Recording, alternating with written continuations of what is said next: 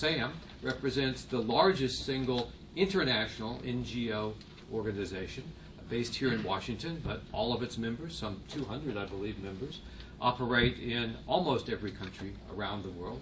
They're no longer American international NGOs, they're global NGOs, and indeed a great deal of their resources comes from places outside of the United States. SAM has been the leader of that institution now for 7 years and has propelled it into being an organization that is very much a partner with local civil society organizations, something Homie mentioned, as the groundswell from which all can proceed, and without it nothing will succeed. At the same time, he's also brought it into the halls of being a collaborative organization on behalf of its members with the European counterpart organization, with agencies such as the World Bank, which had seldom as much interaction. Indeed, then we find the World Bank president has been sitting at interaction meetings now. That's a change in this town, and it bodes very well for the kind of new partnerships that can make the future agenda prosper. Terry Freeman represents as the president now for, I think, 16 years, perhaps 17 years. She's the leader of the Community Foundation for the National Capital Area, which in fact is the largest single charitable institution here in our community. Probably not known to most of you who are in the international development community. And I'm not suggesting you go write her proposals for your work. What I want to say is that, thank goodness, there is such a significant community foundation addressing this area whose issues so parallel that list that might be perceived from an international perspective on equity, on poverty, on violence against women, on violence in our communities, which I equate to the relationship to peace and stability in a larger sense. There may not be warfare, but nearly so. The opportunities for looking at environment in relation to this, and so many other critical issues. The growing inequities between those who have and have not. The gap is growing in Maryland, in Virginia, and in Washington, where the richest counties in the United States exist. Extraordinary. And that will undermine the opportunity to achieve these goals globally as well. So I wanted to make sure we had perspectives, and they're both sensitive to each other's perspectives. There's no apologies needed here. In fact, though, to be sure that we are with this audience, which is an audience of both domestic orientation for social change and long-range planning and thought for that, with the international community concerned with these issues. They cross and they link, and I hope this conversation ends up our shaking hands toward where we go in the future. So thank you very much. Sam and then Terry. Continue the pattern. Well, good afternoon. I think it's really an honor to be part of this event, and I'd like to thank UNA and Steve for making this possible. I don't think of a more difficult substantive speaker to follow than Homie in terms of his analysis of this broad environment. But I want to start off a little bit with interaction as sort of the broadest coalition of U.S. nonprofits operating around the world. We've got this unfortunate label of NGOs. I'm not sure why we got labeled as non-something or other, but these are entities, some with 30, 40,000 staff that are significant players in the global scene, focusing on the world's poorest and most vulnerable people. We could not do this without the partnership that we have with the UN. It's involved in a video conference earlier this week with the UN system and focusing on the Security Council and its humanitarian work in Syria. We are involved in efforts that are providing assistance to about 2 million people within both government and rebel-held areas in Syria. You can get a sense of, if you label that, or Darfur, or the DRC, or other places around the world, the scope of the global challenges that we face in fragile states and environments that can only happen if there is this partnership between the UN system, governments, the private sector, and civil society. So I'm going to address you a little bit from the perspective of one small subset of civil society. I think a place that's sort of starting some views on the MDGs. And I'll start with sort of not necessarily the world we want, but the world of today. And there is a tendency to look at the world of today as to how empty is that glass and how far we have to go. But if we look at the world today, there is no time in human history when fewer children as a percentage of the overall population are dying needlessly, and more girls are attending school, that the ability to have a long life and some degree of dignity in your life, that the prospects of human prosperity and progress in terms of a sense of individual dignity are greater now than any time in human history. And that ability, and it could be sort of goal by goal measured, less violence around the world in terms of number of violent conflicts and so forth. We have more communications, more media, more input as to what is coming our way. But I think we have to remember the nature of the world. The MDGs started off on the wrong foot. It had this label that sounded like some food preservative that you put in there. It didn't really stick. At the midpoint, we confronted the U.S. government. Are you going to do a midpoint report on how these Millennium Development Goals are? You haven't adopted them as the White House in sort of 2006, 2007. So we at Interaction did a midpoint report on the MDGs, and about a week later, the U.S. government then decided to do its report on the MDGs, having been sort of shamed to do so by its civil society. And that is not how we're starting off this time. This time we're starting off with these goals that have, in essence, I think why there's such focus on this is, despite all their flaws and so forth, that the Millennium Development Goals became the frame that the global society has adopted as a way to deal collectively with some of these massive global problems. And because they unified both private sector actors, civil society, and governments, we recognize the power of global goals. And because of the potential of global goals, there's this tremendous interest in what we need to do now. And what needs to be done now. Our focus is to some extent on the UN and our counterpart organizations. I'll be in South Africa in a week, sort of working with counterpart organizations around the world. But as U.S. actors, we have a unique role and a responsibility is, what is our own government doing? What is our White House doing? To what extent is Samantha Powers or Elizabeth Cousins as the main negotiator on this document in the UN as part of the State Department following up on principles that are bringing out the best of the United States as we go forward?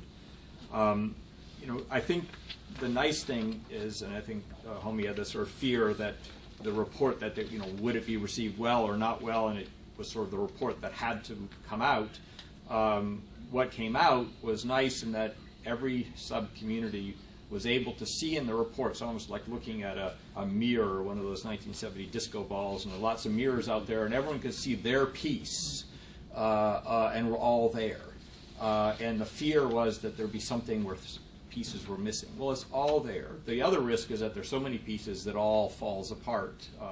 And I think one of the challenges that we face as civil society, and remember having a conversation with Bob Orr, who's the Secretary General, Chief sort of strategist, as he'd received 350 different reports on different subtopical areas as to my area needed to be listened to. And our challenge as civil society is we tend to go, it is my slice as people of HIV/AIDS, it is violence against women, and they're all valuable slices of the human condition. Our challenge is can we step back beyond that and look at some broader frames within which everything might need to fit. And one of the key broad frames that is probably, as Homie mentioned, the most revolutionary concept out here is the concept of universality. That this is about the global human condition and global human well-being and global individual human rights as they apply in this country or Syria or in Ghana or Thailand or wherever around the world. And that's a very difficult concept to get our head around, because we have these traditional versions of the world divided, developing world, originally called third world, and there is no such thing as a neatly divided world of rich and poor. There are degrees of poverty in different countries and degrees of inequity in different countries that are significant. And I think this issue of universality is key.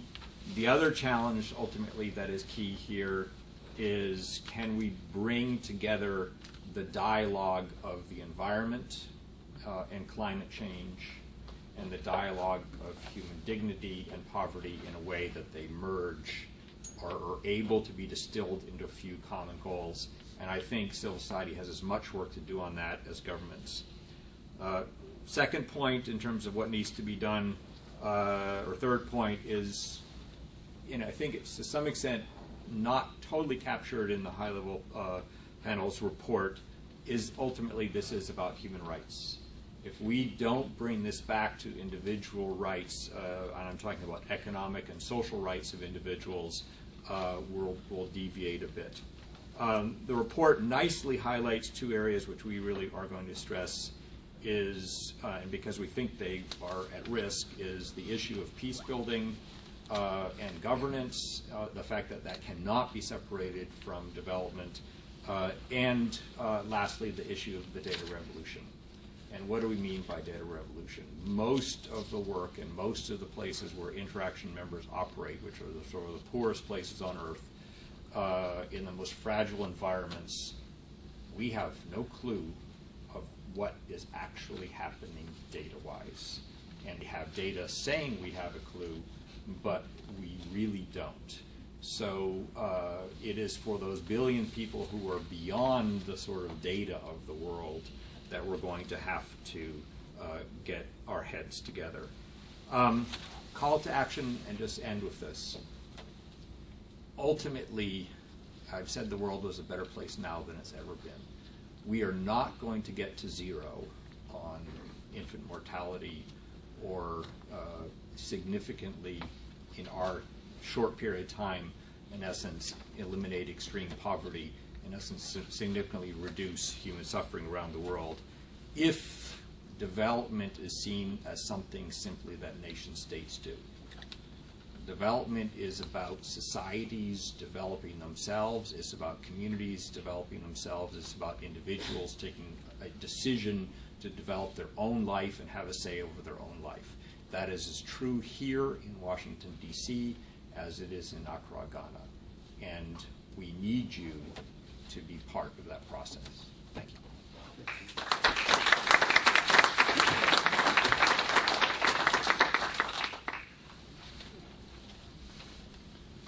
Well, good afternoon, everyone.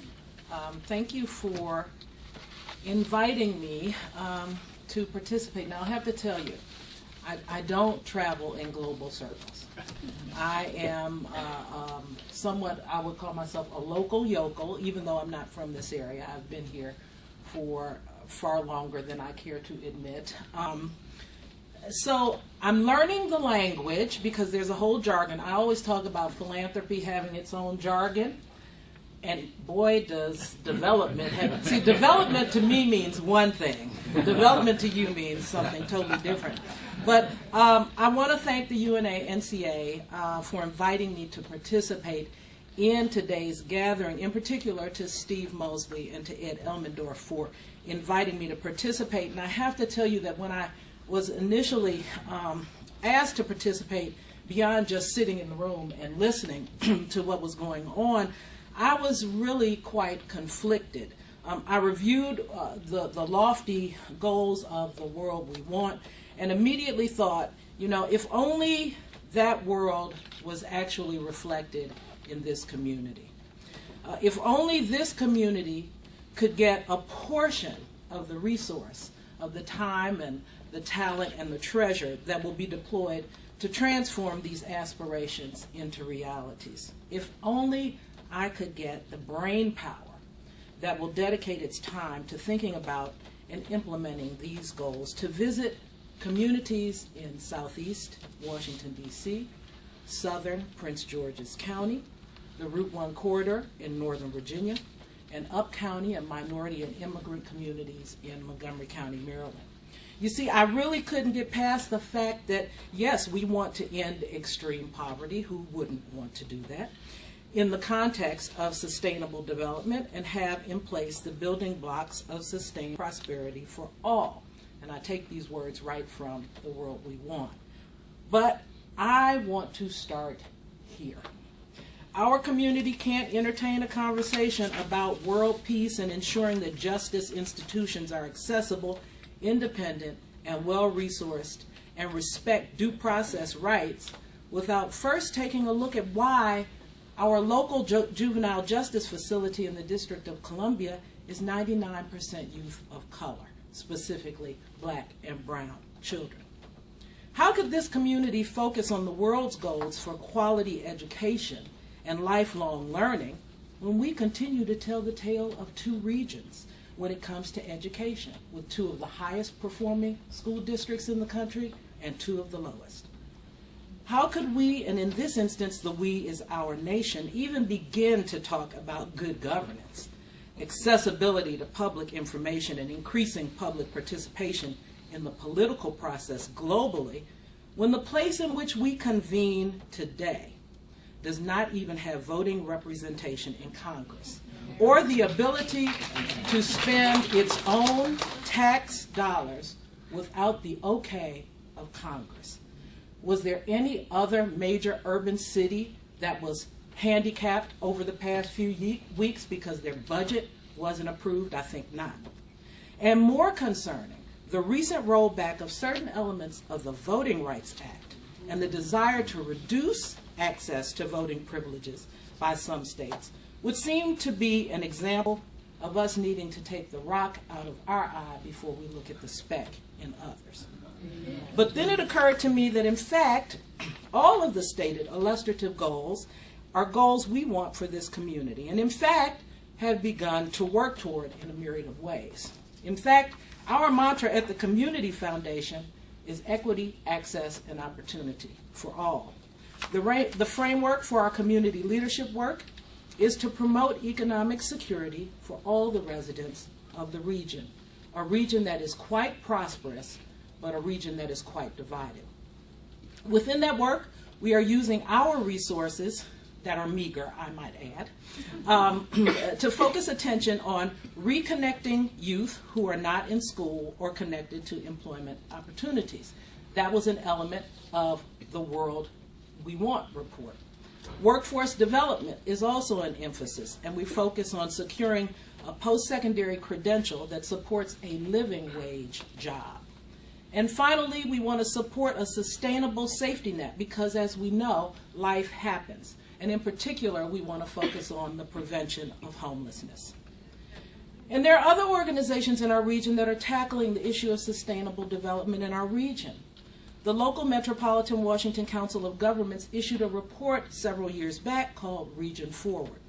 In preparation for the increased population anticipated in our region over the next 50 years, apparently everybody wants to live here, they have proposed a focus on more walkable communities developed around existing transportation hubs. And the District of Columbia has one of the most well-developed bike sharing programs in the country and is looked at as a model for replication. Illustrative Goal 3 speaks to providing quality education and lifelong learning and starts with increasing the proportion of children able to access and complete pre-primary education. Well, the District of Columbia has universal pre-K for its resident youth. Possibly, the international community could learn something from the District of Columbia. As we pursue a universal agenda relevant to all countries that is inclusive of multilateral institutions, local authorities, business, civil society organizations, indigenous and local communities, people living in poverty, women, young people, philanthropists, scientists, and other academics, and that is in the report, we may want to approach it from a strategy of collective impact, an approach that has proven successful in tackling big social issues in many communities throughout the U.S., particularly as it relates to education. If the UN is committed to working across sectors and being inclusive of many voices, identifying collective values, mutual reasonable goals with measurable outcomes, and including frequent and effective communication built into the strategy, we can at least begin to target some specific areas for positive social change. While I continue to be somewhat conflicted on the role of local involvement in working towards these global goals, I do see that recreating the wheel is wholly unnecessary. In some instances, the international community can teach and guide the local community, and at other times, vice versa. And while no one can really argue with any of the goals unless you are truly the Grinch, I would maintain that you could probably collapse many of them. And ultimately, and I'm a little bit being a contrarian with Dr. Karras, really focus on ending poverty, because you can't end poverty without affecting a lot of those other goals. And I believe that a focus on ending poverty, or at least decreasing it significantly, will certainly keep us busy for the next 15 years or so. I'd rather see real progress be made against one of these goals than minimal progress made on many. Thank you very much.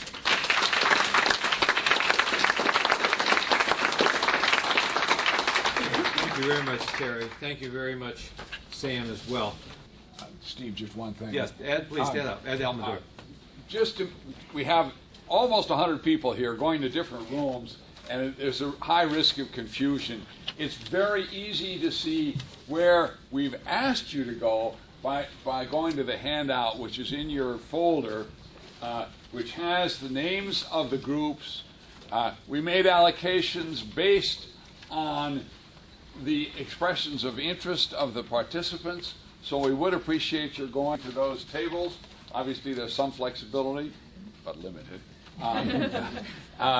And you know who your facilitators are. The rooms are indicated on the handout. And I, for one, look forward to listening to what every one of you has to say about the world you want. Is there anyone else who is reporting back instead of the facilitator? Okay. And the reason they're sitting up here is I just as soon have them in the middle of the room, but the camera can't find you and the mic won't hear you. So they're going to kindly, one by one, as I call upon them, take 2 to 3 minutes maximum to make a few points, and they'll come to the microphone, and then they'll go sit down, and I'll call on the next person. Now, you'd think I could do this so simply by saying 1 through 9, but there are a couple of people who have obligations, and so I have to change the order slightly, and then I'll go back. So the first person who's going to be reporting out is George Moose, who kindly needs to also go attend a GW class as his professor. They have to teach one is what I meant. And so it'll be George. Which is on the United Nations website. It'll be George, and then Chris Flavin, and then Karen Mulhauser, and then I'll go back to the order that's left on the report. Thank you very much, George. Thanks very much. Well, I regret to report that we did not solve all the problems of global governance in the course of 1 hour.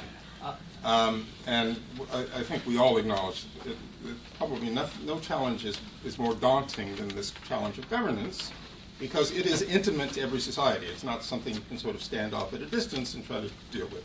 But we did come up with some, I thought, identify some of the major obstacles or challenges to good governance, as well as a couple of strategies that maybe will help us move us along. The first was a very important note that governance is participatory. And so one of the things we need to do is to encourage participation, local participation. And governance is not passive. It involves active participation. And so we need to prepare people for that active participation. And that gets us to the issues of civic education. And there we have the intersection of governance and education. And so somehow that needs to be built into that agenda, that understanding. Second part is acknowledging what is obvious, namely that corruption is probably the major challenge we face in achieving good governance. And this is not a local problem, this is a global problem. It's an intersection of local and global. And we've had some efforts some would say rather timid up until now, to deal with that. But unless we are ready to grab that issue by the horns, we are not going to achieve all of the other things like holding local officials accountable, because at the moment they are linked in this very nice network of money and power. And unless you can find some way to help to start breaking that by breaking this network of corruption, you're in trouble. The third is that we need to understand the role and the importance of local government. We spend a lot of time talking about national governments and how we do deal with them. But local governance is important. I've been saying that for 20 years, but we still aren't there yet. And so as we think, as our development experts think about strategies, they need to think about how we encourage the devolution, decentralization, or localization of governance. And last but not least, and this is not a new idea, and it kind of runs against the grain of universality, but it is that you need to support and reward the folks who are trying to do the right thing.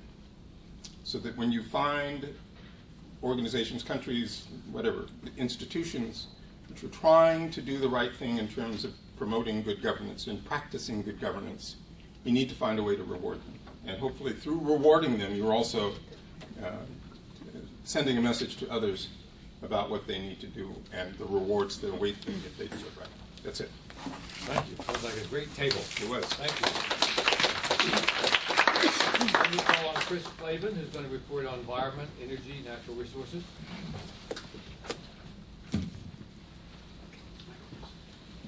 Thanks very much. Well, we had a very interesting and rich discussion. I mean, it was a diverse group with diverse backgrounds, and I think that really came into play. You know, I think one of the overall messages and concepts that we found very compelling is that finally at this point, you know, after many years of having sort of parallel processes and parallel goals, it's great to see sustainability built in fundamentally with development goals, and we see this as really a major step forward. This kind of integration, and we think the high-level panel has done a good job of moving this along in a very specific way. Not that we think that there isn't a lot more progress to be made, but that clearly the international community and hopefully ultimately the world leadership as a whole will really take this on. One of the things that we did find, maybe not surprising, but something that could have been a lot stronger, is that the climate change was not addressed as sort of specifically and clearly as it might have been. Climate change was clearly mentioned sort of in reference. I mean, you could sort of find it built in not only in terms of goal number 7, which are the energy-specific goals, but also elsewhere as well. And obviously, you know, one can sort of intuit by the fact that there was not more explicit reference that this is still politically challenging in terms of getting a real consensus within the development community broadly. But we think that this really needs to happen going forward. Particularly as we find that in terms of some of the other key goals in the set of recommendations, particularly managing water, managing natural resources, climate is clearly a fundamental to these things, and we think that it is essential that be recognized very explicitly. In terms of the sort of nature of the 4 goals under energy, doubling the share of renewable energy, doubling the rate of progress in energy efficiency, providing energy access for all, and then reducing fossil fuel subsidies of various kinds. it is really good to see that those are more explicit and maybe ultimately more enforceable goals than some of the others that are in place elsewhere. I think that it is a good sign and perhaps something that reflects one of the very good things about the original Millennium Development Goals, which is many of them were very straightforward to track. Some very specific things that we felt needed to be more explicitly developed in terms of the sustainability development connection was a focus on family planning and population stabilization efforts in particular countries. The question of climate adaptation and resilience to climate change, which underlies so many of the goals. The role of the private sector is obviously a key in sustainability, particularly on the energy side. We think that could be more explicitly addressed than it has been. And then finally, the social cultural context in individual countries and how that makes the addressing of sustainable development goals unique to each country is something that we think could deserve more attention. I apologize to my fellow panelists for, I'm sure, the many things that I was not able to include, but I think we'll get a nice final report that will have additional details. And thank you very much for the opportunity to be part of this. Thank you, Chris, very much. I should say everyone will be frustrated because even with a short hour, there are at least 10 points that come out of a short hour. And what we promised to do is we would report only 3 points that you thought were important because we don't have time to do all. They'll come out in the report. So I'm next going to call on Carol Mulhauser to report on her 3 most important points. 3. I'll be quick. Okay. I can count that hard. I'm the dragon in the room. Okay.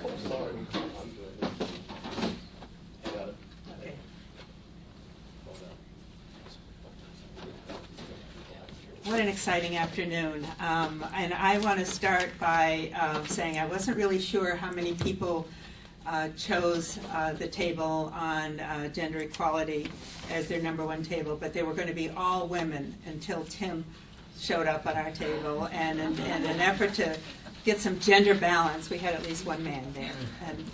And that really led to our first point that we wanted to make and could be further strengthened in the report, and that is that there needs to be recognition of the importance of engagement in men in talking about gender equality issues, because there's at least 2 genders, and they should be involved in the conversation. And it kept coming up that, so this is #1. It kept coming up that if men were more involved in these conversations, there would be less violence against women. If men were more involved in these conversations, they'd move over and make room for political power sharing. And so we thought that is something that needs to be emphasized. And also in that context, still 1.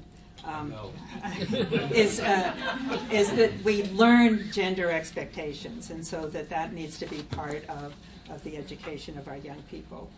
The second one is that we have a lot of existing legal frameworks, such as CEDAW, such as the UN Security Council Resolution 1325 on women, peace, and security, and and a lot of countries have ratified CEDAW, and they're still violating women's rights in many ways. And so and we don't know if it can fit into this document, but how, once countries make commitments, can we make sure that they're implementing those commitments, and how do we hold them accountable? That's a difficult problem.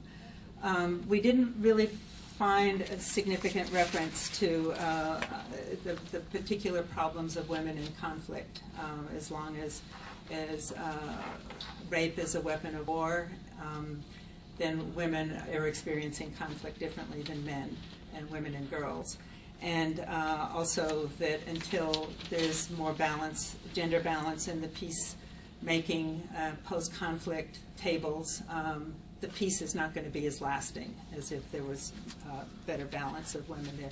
We went through many of the other goals and said how they could be improved, because clearly, and this is something that we acknowledge in the report as being very valuable, that gender issues are part of all of these goals, and we found ways of improving all of them. There's a whole lot more, and I'm sorry for not mentioning it all, but Steve is right here. Karen, that was wonderful, and you will be able to hear. You can elaborate in the following document that will come out over the next week. This is wonderful. Okay, let me next call on Nancy Donaldson and her colleague, Bob Berg. And I think Nancy said she was going to present, and then she said Bob would correct her, but I'm not sure you're going to allow Bob to have time to correct her. We'll see. Nancy and Bob are dealing with economic growth, jobs, and poverty. So I think we had a diverse group, despite the size of the table, no more than 10, and but it really represented a couple of the things that I want to say. I think people all agreed that livelihoods and jobs and increasing economic life to improve people's lives has to be a core goal, transformative goal. We didn't seem to have disagreement with that. What does that picture look like in the United States as well as the world? We talked about that. And what comes up are, I know because I work around the world, are common issues in the U.S. just like other places. So access to jobs for highly educated and not so educated people. Challenges for the youth who want to have inputs. Challenges to make a living wage so you don't have to be on food stamps. Challenges to have housing and urbanization and how that complicates things. We also had discussion about aging populations and access to work for people who are older and to livable, walkable communities. How do you age in place? These are questions that are happening in Washington, in the Washington area, not just other places in the world. Another thing, and it was interesting, one of the participants said, I grew up in the Cold War. We didn't have much encouragement for civic participation. It was kind of, you're on one side or the other. And I was finding that interesting. I'm a little older than that. And this idea from the Habitat for Humanity participants and from others that just like this whole process for the world we want now is about much greater participation in inputs, how the solutions come about and the partnerships come about are going to involve a lot more people. And there's lower participation in the labor force. There's more people with energy who want to bring help to these changes, not only in this discussion but around the world. And I think that's very interesting for us to think about. And last, so I talked about housing, youth, aging, and then last thing, there was a strong feeling that institutions or sectors like the private sector is an important area to work. The education sector and the institutions, that part of the discussion we got into a little bit. We think that needs to be included in national, local goals, not just international. Thank you, Nancy. Bob, here's that. Bob is my favorite long-term speaker, so I'm giving him 10 seconds. I apologize. Okay, I'm just going to talk about symbolism because the UN is good at that and ought to be better. First, the executive at the World Bank, there ought to be an executive vice president for sustainable development, just like there's an executive vice president for profit. So you have a little balance there. Secondly, we think that Muhammad Yunus ought to be given a job. Now he can't be made administrator of UNDP as he should be to deal with poverty, but because Bangladesh won't nominate him, but he could be the senior advisor to the UNDP, and that would have a real resonance. And thirdly, we noted that in Nancy's organization, the ILO, labor and management are both at the table. So if we're dealing with poverty, who is representing poverty and civil society in the UN system? And we've got to work on that and do a better job of it. Thank you, Bob. Chris Roz, representing education. Thank you, Steve.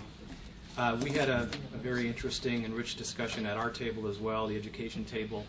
I think that, first of all, there was a general appreciation for the breadth and substance of these goals, but the conversation quickly turned towards this whole issue of universality, and very much welcoming the inclusive and transparent sort of approach that the UN has taken, but a little skeptical that it's really sort of going to go far enough. So there was quite a bit of encouragement to be doing more to make sure we're really bringing in and reflecting the marginalized voices, the marginalized populations, and at a local level, making sure that we're bringing that rights-based perspective to the conversation, that it in fact, that we're talking about these goals in a way that is understandable and relevant to local populations. And some of the solutions we saw for that were greater involvement of the NGO community through our own sort of networks and really sort of spreading the word about these goals. A greater role for teachers, even in the classroom, to talk about what these goals really mean, and citizen diplomacy and other similar initiatives. On the education piece, I think that there was general support and strong support actually for lifelong learning. These goals start with early childhood education and take us all the way up to work skills, and appreciation for the reflection of access, equity, the relevance of the work skills, quality education, and learning as well. There's some questions, I think, there about whether or not we should be restricting the competencies that are mentioned in the goal around reading and writing and numeracy to, in fact, completion of an education. There was some discussion how completion really ought to be sort of based on a broader curriculum, but that those particular competencies should, in fact, be tracked as important learning outcomes. That we need to elevate the quality piece through the teacher training, that teachers are central to the quality that we need in order to achieve the kind of learning outcomes we want. And finally, need to underscore that education, quality education, happens both at formal levels and non-formal, and so an appreciation for the non-formal piece in particular.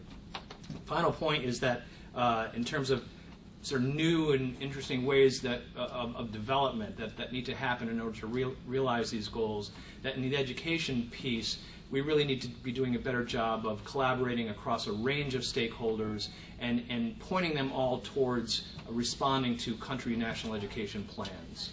So, thank you, Chris, very, very much. Partly because there's some linkage here, and Arthi Singh had to leave for a family emergency, and she's asked Andrew Pollack, who is serving as the rapporteur, to report. Andrew?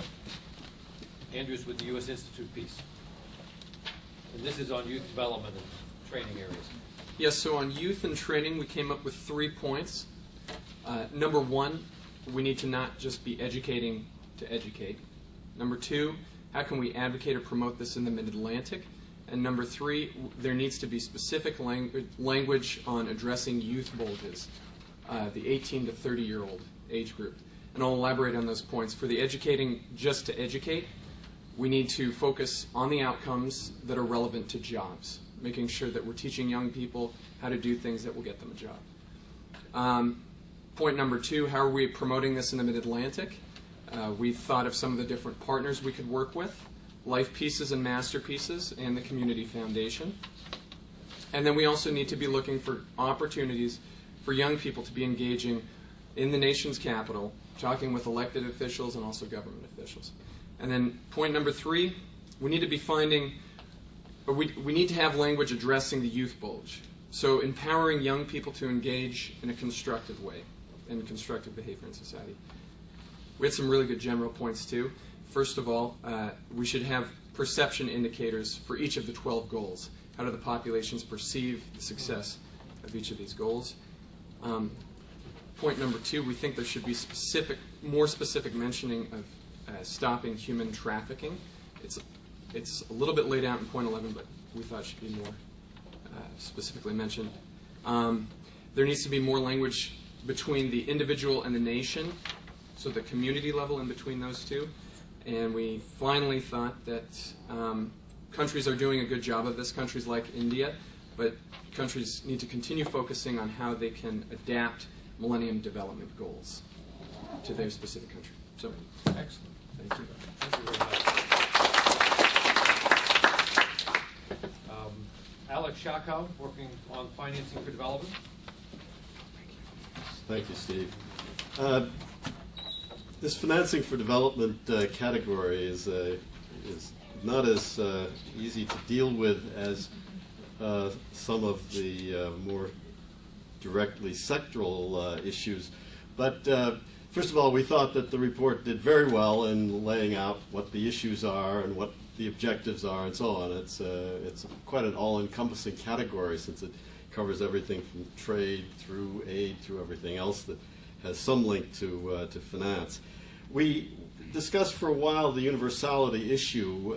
Again, figuring out the appropriate way to think of universality in this category without simply seeing it as a trade-off between funding here and funding abroad, which we certainly do not want to pose as the issue. I think Patrick Fine, among others, saw an opportunity really in what you learn that is relevant about trying to run programs in this country as well as abroad, and so that there are lessons that can be learned that are not unique to the international world or to the domestic U.S. world, and that these include, for example, that organizations need to be aware that their funding is going to have to find a way to fund projects and programs, usually not entirely by themselves, but with a lot of self-reliance, but they're going to have to be practical and find practical ways of finding the funding. And that this applies here or abroad. But trying to adapt the universality principle in quite the same way as one might look at some of these other issues, I think, is a little more difficult. Harnessing the private sector obviously is very crucial, and the report made that point very strongly. The issue is, how do you best do it? The people in our group felt that there was indeed evidence to suggest that what Homi Karas was suggesting, that is that businesses are now more willing to think about the longer term. They themselves are concerned about their own sustainability in many of these countries, that there is a growing pattern among many businesses, particularly some of the international businesses, to see the world in that way, and that would be very, very helpful. But there obviously you have to have a diversity of strategies. The private sector is going to be interested ultimately in its own bottom line, and that certain categories are better suited for that than others in terms of investments, and whether it's education as opposed to some of the other infrastructure or other kinds of questions. 30 seconds, I can get to that point very well. The last point is you need a shift in mentality. That to some extent this has taken place, but the mentality of a philanthropic approach to financing, which may be more prevalent among NGO communities, is something that really needs to be changed, and to think much more in terms of the universality in this respect, of which there is learning that can take place on both sides, and that you don't want to build up the faulty expectations that only a philanthropical approach will show. So those are among the key points that were made. Thank you, Alex, very much. Mary Stoddard is going to report on behalf of the Peace and Stability Group, on behalf of its facilitator, Melanie Greenberg. Great, thank you. So our conversation began with recognition that inclusion of peace and security within the high-level panel report itself represented a real success for our community. But related to that, we also spoke about the difficulty politically of including a very strong goal and set of indicators within the final framework. And we brainstormed a little bit about what some of those final indicators could be that could really serve as a proxy for a broader indicator, such as reduction of violent deaths, but perhaps proxy indicators like reduction in violence against women, or elimination of child soldiers could be seen as so politically difficult for a member state to oppose that that would actually have a better chance of being included within the final framework. Related to that, we discussed the necessity of ensuring that the role of local peace builders and local peace-building solutions were included in the global conversation, recognizing that locally driven and implemented programs are much more effective than ones that are nationally or internationally driven oftentimes. In terms of issues relating to opportunities for partnerships and advocacy, we talked about the challenge of engaging the U.S. public on peace and security issues, recognizing that the U.S. general public is oftentimes pretty ambivalent when it comes to international relations, but also simultaneously very concerned about the U.S. taking on a role of becoming the world's policeman. And so brainstorming about ways that we could circumvent that dynamic and rather create more of a sense of common humanity that the U.S. shares with the rest of the world, and that issues we have at home really are related to issues that affect the rest of the world. Finally, related to that, we recognize that while the connection between peace and development is obvious to those of us who are around the table, and I imagine those of us in the room, that connection is not very apparent oftentimes to the general public. And so that we need to do some really serious thinking about messaging. And what are, for instance, some of the messages we could put on a bumper sticker that could really resonate with the U.S. public. And one that we talked about was that violence is a development destroyer, recognizing the fact that just a few weeks of violence can really have negative impacts that can put a country decades behind in terms of progress that's been made. So that was our conversation.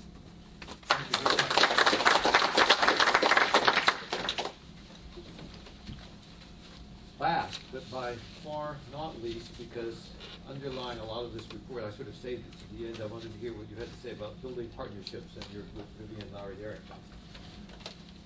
Thank you, Mary.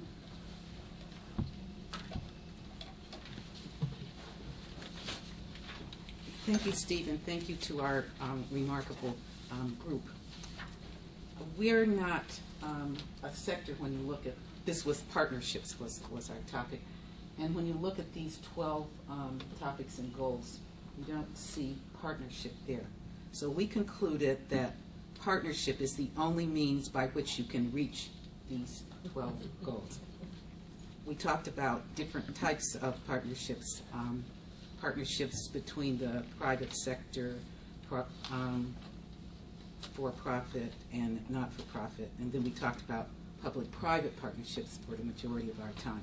That is a partnership between government and or an international institution such as the United Nations and the private sector, but two parts of the private sector. First, the for-profit, and secondly, the non-profit part.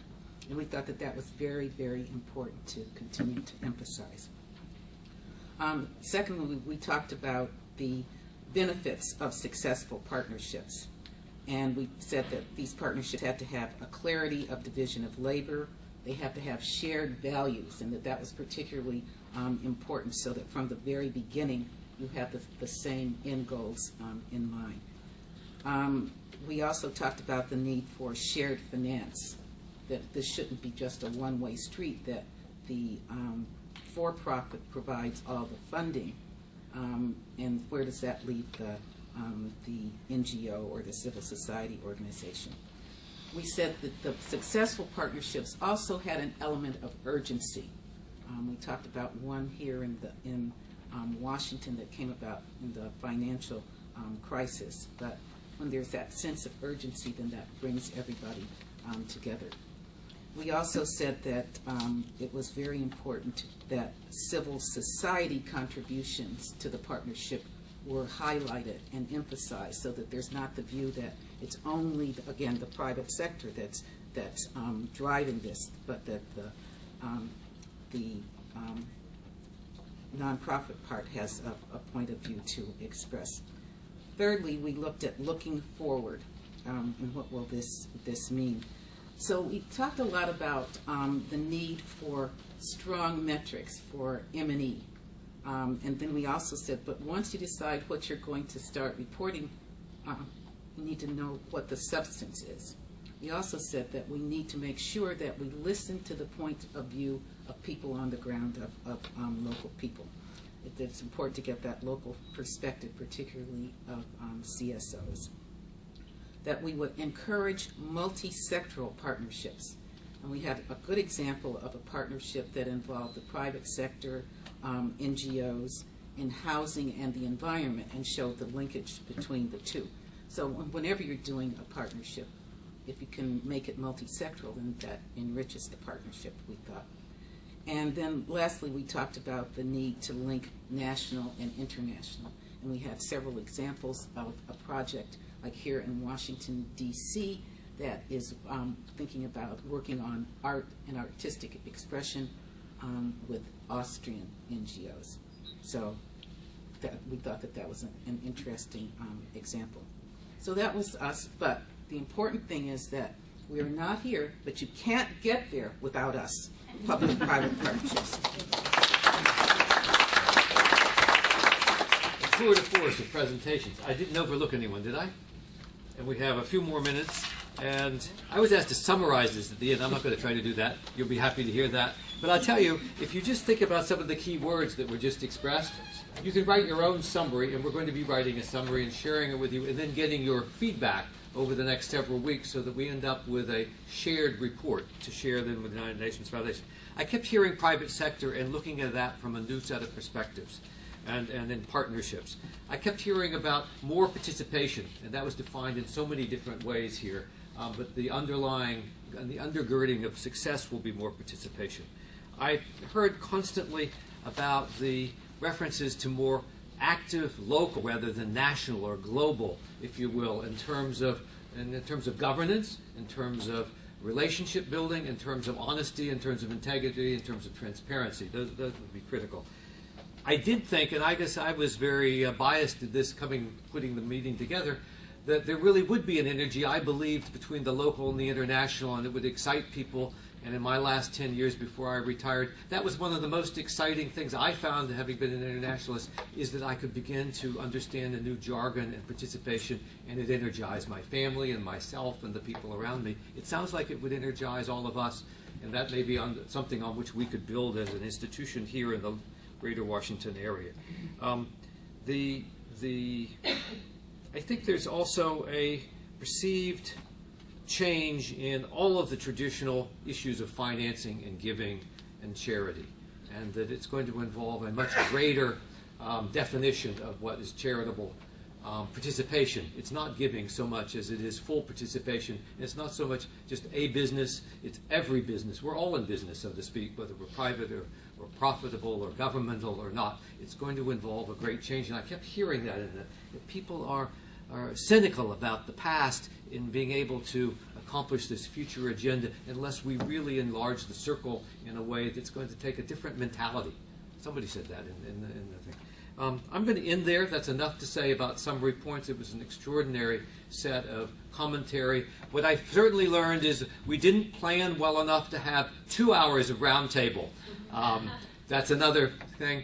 I'll just ask you, is there enough energy in the room to want over the next couple of months, not this week, not next week, not the week after, but to build on some of these roundtables and have some of the people come back together?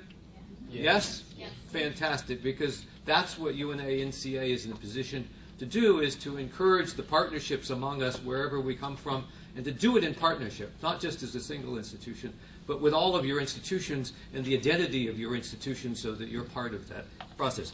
I'm just going to end this by calling upon our president, Don Bliss, to say a final word, and then I'm going to call on Paula Boland, our executive director. Should probably encourage you to become a member if you're not, but also to give the final word. Thank you very much. Thank you, Steve. I think you summarized things very well. And don't worry if we haven't solved all the problems. This is only the beginning. You've established a solid foundation today, and UNA NCA will continue to work on these issues in the months ahead. And sticking to Steve's rule of 3, UNA NCA will be guided by 3 themes. 1, universality, an integrated, comprehensive approach leading to sustainable solutions. 2, public-private cooperation. Government can't do it alone. And 3, think globally but act locally. thank you very much for your wisdom and sharing your experiences with us, and we look forward to continuing this dialogue.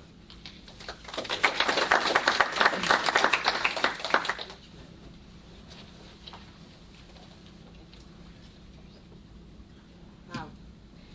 What exciting afternoon and early evening this has been. So thank you all for staying until the end with us. I am truly impressed and moved, I should say, by the level of participation we have had for this event. We actually had to close registration. There were many people who we could not accommodate, but also by the responses that this movement, as I like to call it, is getting in other parts of the world as well as parts of the United States. So we're truly part of this unique opportunity to shape the world we want. And there's a stronger acknowledgement and understanding of how critical the role of civil society is. And while the MDG framework is a global one, intended to address all these many global challenges that the world faces, is really with the help and strong action of civil society at the local level that we're going to get this done. And we really need to make that connection. We can learn from the previous years what worked well, what needs to be improved, but it's through the strong voices of local communities in our country and around the world that we can close that gap. And we can better inform, as local citizens, the policy making that is happening at the national as well as the global levels. So I'm inspired by this movement, and I hope that really that this is just the beginning of a number of partnerships that we want to do with the many organizations that are represented here today. We will follow up with you on that.